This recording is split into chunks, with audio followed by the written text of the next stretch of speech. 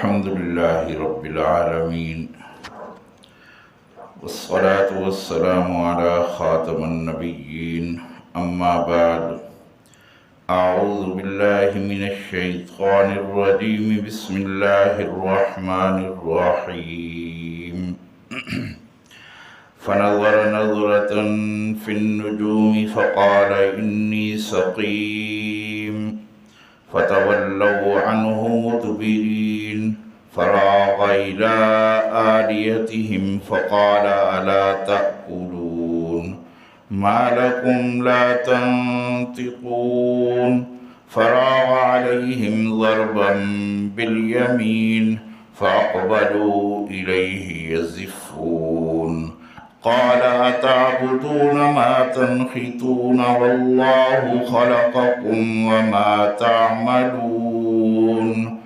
قالوا ابنوا له بنيانا فألقوه في الجحيم.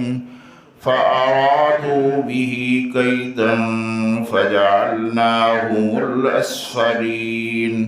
وقال إني ذاهب إلى ربي سيهدين.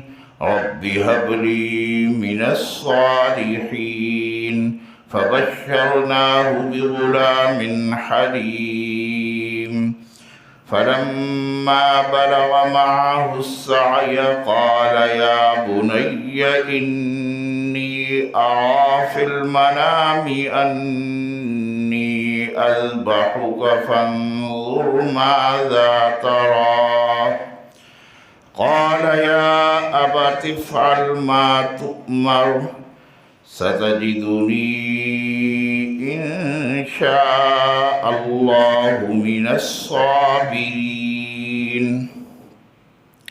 فلما أسلما وتله للجبين وناديناه أن يا إبراهيم قد صدقت الرؤيا إنا كذلك نجزي المحسنين. إن هذا لهو البلاء المبين. وفديناه بذبح عظيم. وتركنا عليه في الآخرين. سلام على إبراهيم كذلك نجزي المحسنين. صدق الله مولانا العظيم وصدق رسوله النبي الأمي الكريم، ونحن على ذلك من الشاهدين والشاكرين، والحمد لله رب العالمين. اللهم صل على محمد في أول كلامنا. اللهم صل على محمد في أوسط كلامنا. اللهم صل على محمد في آخر كلامنا. اللهم صل على محمد وعلى آل محمد كما صليت على إبراهيم وعلى آل إبراهيم إنك حميد مجيد. اللهم بارك على محمد وعلى آل محمد كما باركت على إبراهيم وعلى آل إبراهيم إنك حميد مجيد.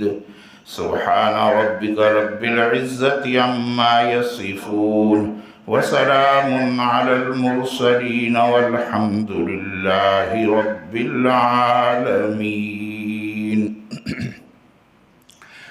معزز و محترم حضرات سامعین کرام، خدائے وحدہ لا شریک کا انتہائی شکر کہ اس نے مجھے اور آپ کو آج کا یہ جمعہ اور اس کی حاضری محض اپنے کرم سے زندگی میں ایک دفعہ پھر نصیب فرما دی۔ اس مل جانے والی نعمت پہ سب کہہ دیجیے الحمدللہ۔ اور دعا یہ فرمائیے کہ اللہ رب العزت میرا آپ کا آنا، مل بیٹھنا، اپنی دین کی بات سننا سنانا، اپنے سامنے سجدہ ریز ہونا، یہ سب محض اپنے کرم سے اپنی بارگاہ میں قبول فرما کر میری اور آپ کی اخروی نجات کا ذریعہ بنا دیں۔ قرآن مجید فرقان حمید میں سے سورہ صافات 23واں پارہ گزشتہ جمعہ اس کا ذکر شروع کیا تھا، جس میں اللہ رب العزت اپنے دوست، اپنے خلیل جناب ابراہیم علیہ السلام کا تذکرہ فرما رہے تھے، اور ہم نے بات یہاں پہ ختم کی تھی کہ فَنَظَرَ نَظْرَةً فِي النُّجُومِ فَقَالَ إِنِّي سَقِيمٌ، کہ ابراہیم علیہ السلام نے آسمان کی طرف نگاہ کی اور پھر کہا کہ میں بیمار ہوں۔ بیمار ایسا نہیں عرض کیا تھا کہ جیسے مریض ہے، یہ نہیں فرمایا کہ فقال انی مریض، فرمایا فقال انی سقیم۔ اور یہ عرض کیا تھا پچھلے جمعہ کو بھی کہ طبیعت میں انقضاض، طبیعت کی آمادگی نہ ہونا، کسی کام کرنے کو دل نہ لگنا، اس کو سقم کہا جاتا ہے۔ اب اس میں اللہ رب العزت نے جو ابراہیم علیہ السلام کے دل میں بات ڈالی، یہ معمولی بات بھی نہیں ہو سکتی ہے، جیسے بعض مفسرین کرام نے فرمایا کہ جسٹ صرف آسمان کی طرف دیکھنا ابراہیم علیہ السلام کا اور کہنا کہ انی سقیم، یہ اگر صرف دیکھنا ہوتا تو اللہ رب العزت اس کو یہاں پہ ذکر نہ فرماتے، کہ قرآن مجید فرقان حمید میں غیر ضروری چیزوں کو، جیسے ابراہیم علیہ السلام کا بھی جو تذکرہ ہے، تو مقصود جو کلام ہوتا ہے وہ اللہ بیان فرماتے ہیں، اور باقی جو ذیل کے قصے ہوتے ہیں ان کو چھوڑ دیتے ہیں۔ احادیث میں یا باقی اسرائیلی روایات میں بہت ساری باتیں مل جاتی ہیں، لیکن مقصود اللہ رب العزت کا یہاں پر اس تفصیل کو لانا نہیں ہے۔ تو بعض مفسرین کرام فرمایا اس کو توریہ کہتے ہیں، تا تے واو رے یہ ہے توریہ، کہ انسان بظاہر جس سے بات کر رہا ہے وہ کچھ اور سمجھ رہا ہوتا ہے، اور جو کہنے والے کا مقصد ہوتا ہے وہ اور ہوتا ہے۔ نبی اکرم صلی اللہ علیہ وسلم سے بھی ایک دو مقامات پہ یہ بات ثابت ہے کہ آپ نے توریہ کیا، ایہام بھی اس کو کہا جاتا ہے عربی میں۔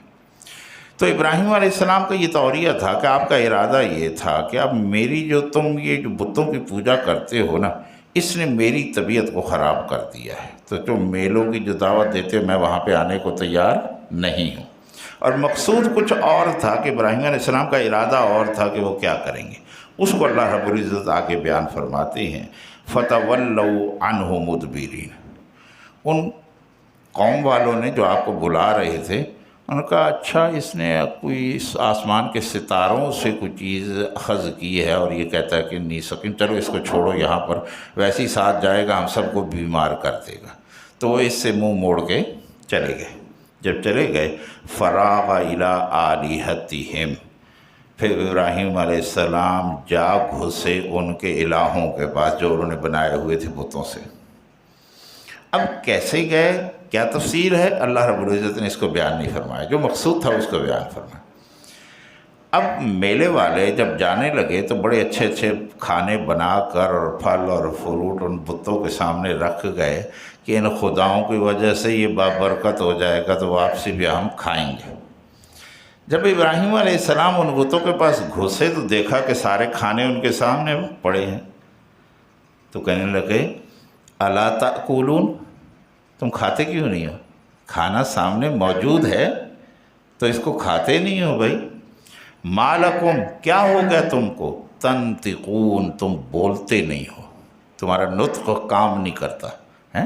ما ینطق عن الہوا ان هو الا وحی یوحی، اللہ نے فرمایا کہ میرے محبوب صلی اللہ علیہ وسلم کے نطق سے کوئی اور بات نہیں نکلتی سوائے اس کے جو میں وحی کرتا ہوں۔ تو ما لکم، کیا ہو گیا تمہیں؟ کھانا سامنے پڑا ہے اور میں تم سے باتیں کر رہا ہوں، تم جو دوسروں کے لیے الہ بنے ہو کہ ان کی مصیبتوں سے انہیں نجات دیتے ہو، تو تنطقون، تم مجھ سے بولتے کیوں نہیں ہو، بات کیوں نہیں کرتے ہو؟ فراغ علیہم ضربا بالیمین، پھر جا گھسے ایک کلہاڑا لے کے اور ان کے الہوں کو لگے مارنے۔ سورہ انبیاء میں اس کے علاوہ یہ سورہ صافات ہے، اور سورہ انبیاء میں اللہ رب العزت نے اس کی تفصیل ابراہیم علیہ السلام کی وہاں پہ بیان کی ہے کسی کو شوق ہو ذوق ہو تو وہاں سورہ انبیاء میں بھی دیکھی جا سکتی ہے، ورنہ کسی وقت ہم بھی بیان کر دیں گے انشاءاللہ۔ اب ان کو مارا، اور میں نے کہا بڑا تھا نا، سورہ انبیاء بتاتی ہے جو ایک بڑا، جب بہت سارے الہ تھے اور ایک بڑا الہ تھا نا، وہ کلہاڑا اس کی گردن میں لٹکا کے چھوڑا ہے کہ قوم وہ جب آئے گی نا تو پوچھے گی، کہوں گا اس بڑے سے پوچھو نا جو تمہارا الہ ہے کہ ان کو کون مار گیا تھا، تم جو اس کو اپنا الہ مانتے ہو تو بھائی اس سے پوچھ لو۔ یہاں پہ اللہ رب العزت ان ساری چیزوں کی تفسیر کو چھوڑتے ہوئے کہتے ہیں فَأَقْبَلُوا إِلَيْهِ يَزِّفُّونَ، وہ جب آئے بھاگتے ہوئے، انہیں خبر ہوئی تو چڑھ دوڑے ابراہیم علیہ السلام، اور کوئی ہے ہی نہیں ہے ادھر، وہ ایک ہی ابراہیم ہے جو ہمارے بتوں کی مخالفت کرتا ہے، اسی نے یہ کام کیا ہوگا۔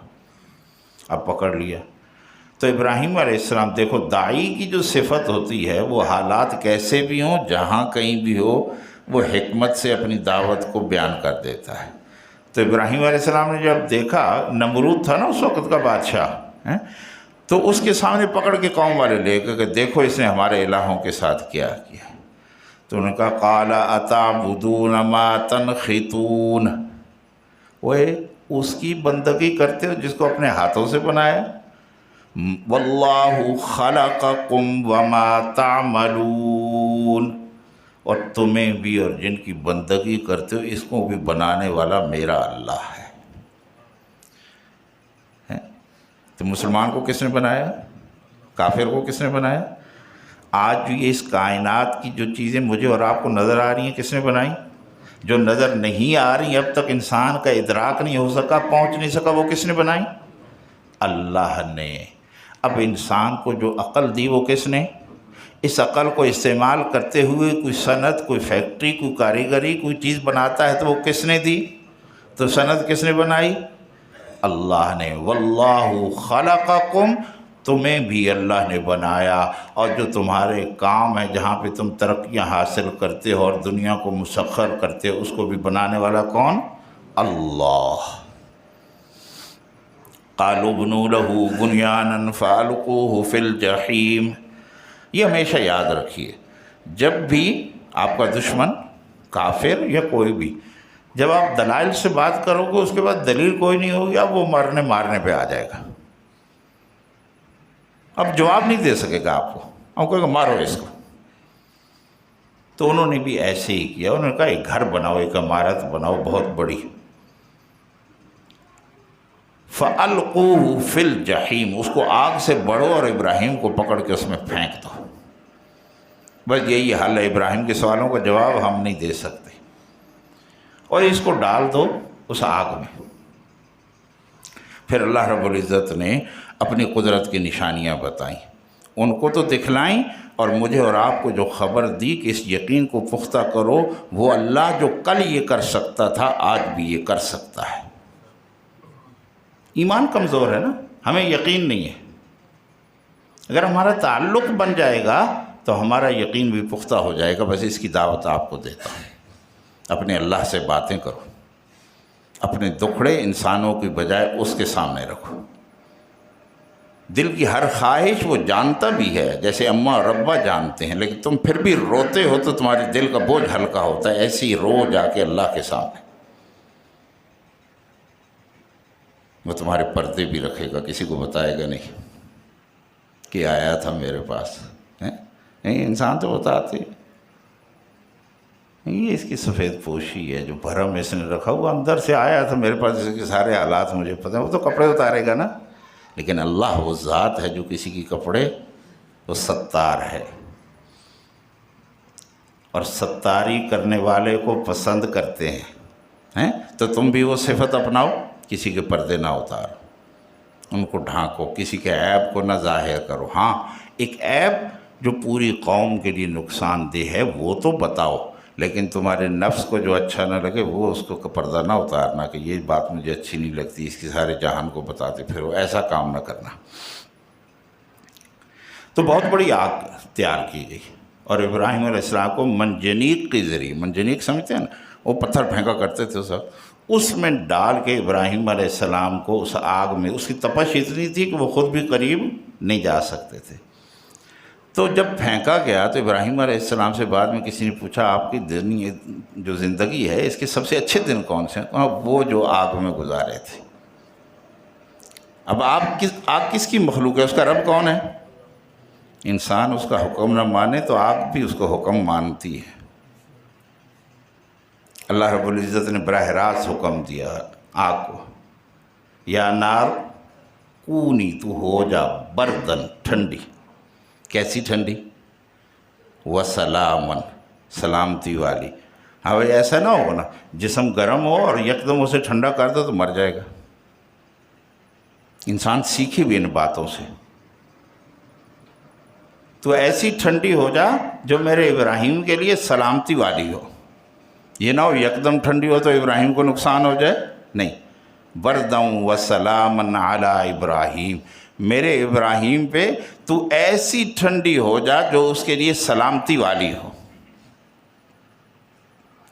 تو وہ دن ابراہیم علیہ السلام کے پاس فرشتے آئے، اللہ نے حکم سے آئے ہوں گے، اجازت لے کے آئے، آپ کہیں تو اس آگ کو پلٹ دیں ان سب کے اوپر۔ فرمایا نہیں، میرا اللہ دیکھ رہا ہے، اس لیے تم بھی بدلے نہ اتارو، تمہارا اللہ دیکھ رہا ہے، اگر تم سچے ہو اور اس کے ہو تو تمہارے بدلے اللہ خود اتارے گا۔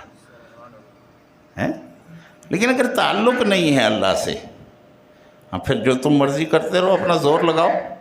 لیکن اگر تعلق اللہ کے ساتھ ہے تو آپ اس سے بدلہ نہ لیجئے، اللہ آپ کا بدلہ اس سے لیں گے۔ تو ابراہیم علیہ السلام کو جب اس آگ میں ڈالا گیا اور ابراہیم علیہ السلام نے ساری کوششیں کر لیں، وہ قوم نہ مانی، تو پھر ابراہیم علیہ السلام نے کہا انی ذاہب الی ربی سیہدین، اب میں اپنے رب کی طرف جاتا ہوں اور وہی مجھے راہ سلجھائے گا، راہ دکھلائے گا۔ کیا مطلب کہ ابھی اپنے رب کے پاس نہیں تھے؟ نہیں، دارالکفر سے اب ہجرت کر کے نکلنا ہے کہ کفر ہی کفر بھرا پڑا ہے اور سمجھانے پہ کوئی بات سمجھتا بھی نہیں ہے، تو اس کفر کو اب چھوڑ دو۔ ہر نبی نے آخری حد تک کوشش کی، سمجھایا، اور جب سمجھ نہ آیا تو پھر اس جگہ کو چھوڑ دو، اس لیے کہ دارالکفر میں رہو گے تو اس کی نحوستیں بھی ساری آپ پر پھر آئیں گی۔ رب حب لی من الصالحین، جب فارغ ہوئے ابراہیم علیہ السلام، مختصراً آپ کو عرض کر دیتا ہوں، آپ ابراہیم علیہ السلام کی زوجہ محترمہ کے نام حضرت سارہ تھا، اور آپ کی اولاد نہیں تھی، 86 برس عمر ہو گئی تھی۔ تو جب قوم کو دعوت دے دے کے ساری وقت ہی نہ ملا، اب جب فارغ ہوئے تو ملک شام کی طرف چلے گئے، اپنے وطن کو چھوڑ کے ملک شام میں، وہاں دعا کر دی کہ رب حب لی من الصالحین، اے اللہ ایک نیکوکار بیٹا جو ہے وہ عطا کر دیجیے۔ فبشرناہ بغلام حلیم، تو پھر ہم نے انہیں خوشخبری دے دی ابراہیم کو ایک تحمل والے لڑکے کی، ایک لڑکا پیدا ہوگا وہ بڑا صبر والا، بڑا تحمل والا، بڑا بردبار ہوگا۔ اب اس کا کیا سبب سامنے بنا؟ فرعون مصر نے اپنی بیٹی ہاجرہ کو سارہ کی خدمت کے لیے تحفتاً دیا تھا، اور جب سارہ نے سمجھا مجھ سے تو اولاد نہیں ہوتی تو ہاجرہ کو ابراہیم علیہ السلام کو پیش کیا کہ یہ اس کو آپ زوجہ بنا لیجیے۔ ان ہاجرہ سے اللہ رب العزت نے فبشرناہ بغلام حلیم، وہ جو لڑکا دیا جس کو اسماعیل علیہ السلام کہتے ہیں، وہ اماں ہاجرہ کے بطن سے پیدا ہوا۔ پھر آزمائشیں، خلیل ویسے تو نہیں، اللہ نے کہا اللہ کا دوست بننا کوئی آسان تھوڑا ہے بھائی، میرا دوست آسانی سے نہیں بن سکتا تو اللہ کا دوست ہے، بڑی آزمائش ہوتی ہے۔ اب وہ جو 86 برس کی عمر میں اولاد عطا ہوئی تھی، کہا اس کو جا کے چھوڑا، بے آب ہو گیا، ویران وادی، ان کو بھی اور ان کی والدہ ہاجرہ کو بھی وہاں چھوڑو۔ کس کے سہارے پہ؟ کئی کتابوں میں لکھا ہے جب چھوڑ کے جانے لگے خاموشی سے تو اماں ہاجرہ نے دامن پکڑا، یہ ہمیں کس کے سہارے پہ چھوڑ کے جا رہے؟ کوئی جواب نہ دیا، اشارہ اللہ کی طرف، اس کا حکم آیا تو چھوڑ کے جا رہا ہوں تو وہی تمہارا کفیل ہوگا۔ بات یہ لمبا واقعہ ہے۔ اللہ رب العزت یہاں پہ مختصراً بیان کرتے ہیں کہ وہ اسماعیل علیہ السلام پھر ہاجرہ کی گود میں پلتے رہے، پھر مینا اور پھر صفا اور مروہ جو حاجی جا رہے ہیں اللہ ان کا جانا قبول فرمائے ہیں، اور جو دیکھ کے آ چکے ان کو یہ سارا منظر یاد، قربان گاہ بھی ادھر ہے، جمرات بھی ادھر ہے، یہ ساری چیزیں جناب ابراہیم علیہ السلام کی یاد تازہ کرتی ہیں۔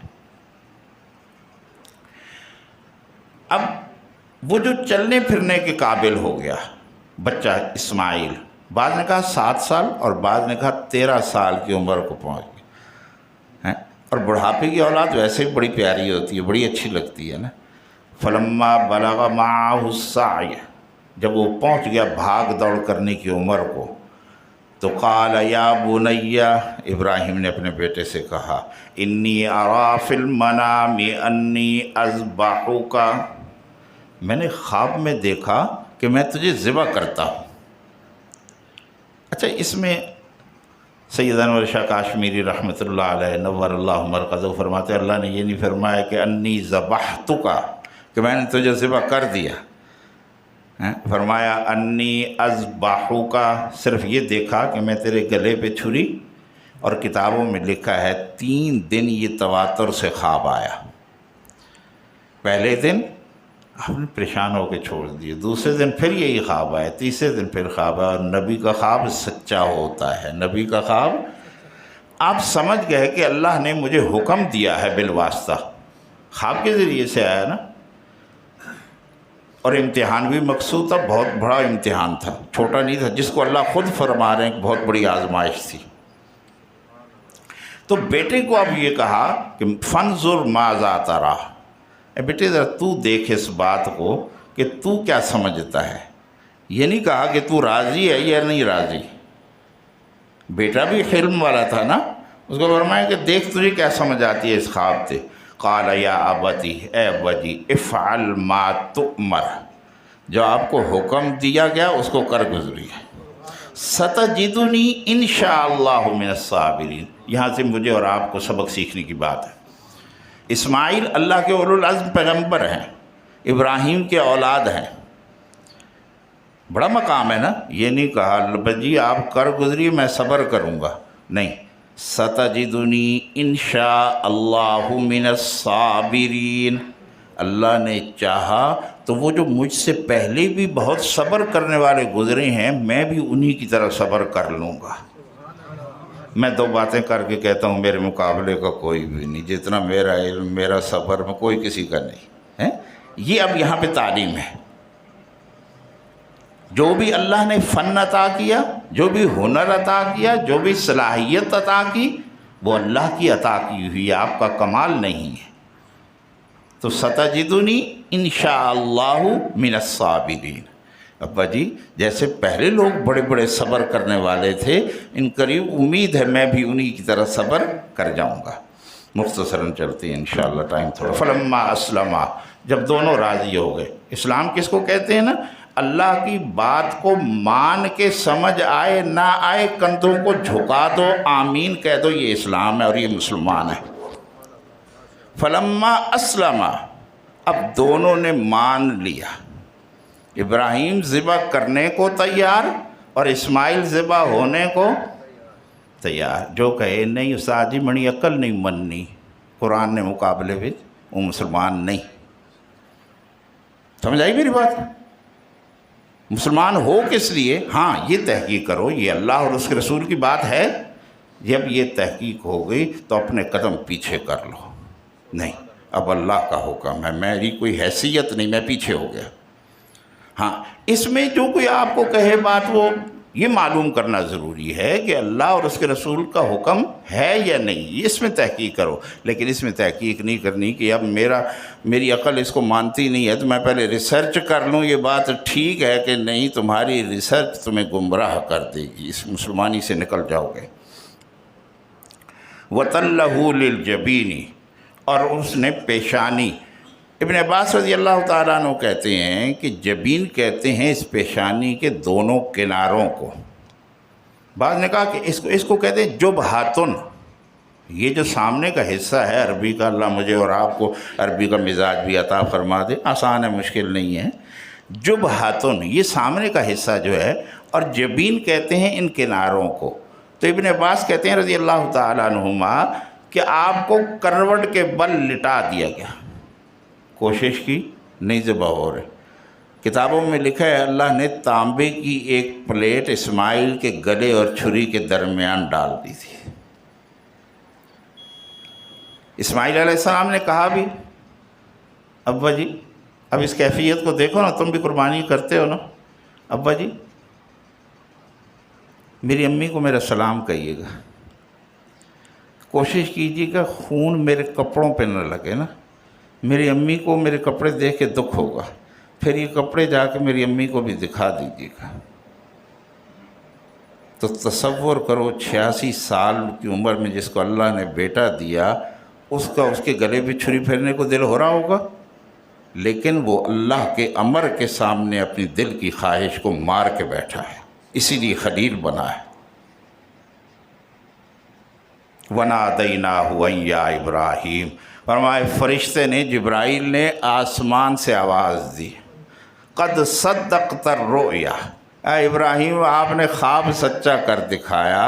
تو ابراہیم نے یوں دیکھا تو جبرائیل امین ایک جنتی مینڈا لے کے کھڑے تھے، موٹی موٹی آنکھوں والا، بڑے بڑے سینگ والا اور بہت بڑے جسے والا۔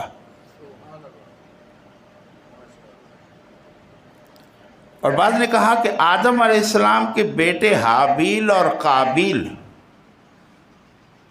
جب ان میں تکرار ہوا تھا تو دونوں نے، اللہ نے حضور علیہ السلام کی وجہ سے میرے اور آپ کے پردے رکھے ہیں، ورنہ ہم سب کے پردے اتر جاتے۔ اس وقت کیا تھا، جب وہ صدقہ دیتے تھے تو جا کے ایک میدان میں رکھ دیتے تھے، آسمان سے بجلی آتی تھی، جس کا قبول ہوتا تھا اچک کے لے جاتی تھی، اور جس کا قبول نہیں ہوتا تھا وہیں پڑا رہتا تھا، ساری دنیا اس کو یہ دیکھتی تھی اور دھتکارتی تھی، دیکھ تیری صدقے کو بھی اللہ نے قبول نہیں کیا۔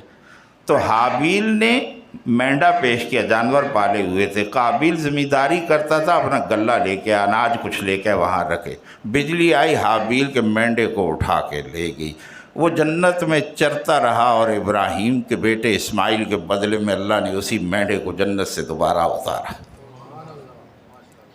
اور اس کے سینگ آج سے کوئی 50 60 سال 70 سال پہلے تک بیت اللہ شریف میں وہ لٹکے رہے، محفوظ رہے۔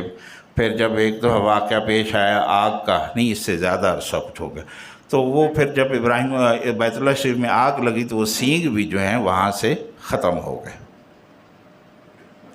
اِنَّا كَذَلِكَ نَجْزِي الْمُحْسِنِينَ، ہم اسی طرح نیکی کرنے والوں کو بدلہ دیتے ہیں۔ اِنَّ هَذَا لَهُوَ الْبَلَاءُ الْمُبِينُ، بہت بڑی بلا تھی، آزمائش تھی، اپنے بیٹے کے گلے پہ چھری پڑنا چھوڑی آزمائش تو نہیں ہے، بہت بڑی آزمائش تھی۔ فرمایا وَفَدَيْنَاهُ بِذِبْحٍ عَظِيمٍ، ہم نے ایک عظیم ذبیحہ اس کے بدلے میں جنت سے اتارا۔ وَتَرَكْنَا عَلَيْهِ فِي الْآخِرِينَ، اور پچھلوں تک اس سنت کو جاری کر دیا، پچھلوں تک اس سنت کو۔ صحابہ نے پوچھا ما هذه الأضاحی یا رسول اللہ، اے اللہ کے رسول یہ قربانی کیا ہے؟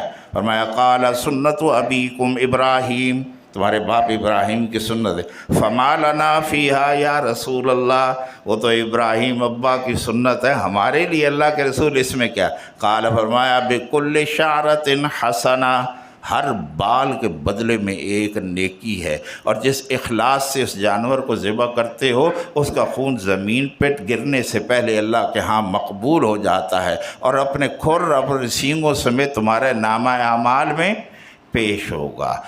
باقی بات جو ہے اس ذبیحہ کی وَتَرَكْنَا عَلَيْهِ فِي الْآخِرِينَ، اللہ نے موقع دیا تو اگلی جمعہ کو عرض کروں گا۔ وَأَقُولُ قَوْلِي هَذَا أَسْتَغْفِرُ اللَّهَ لِي وَلَكُمْ وَلِسَائِرِ الْمُسْلِمِينَ۔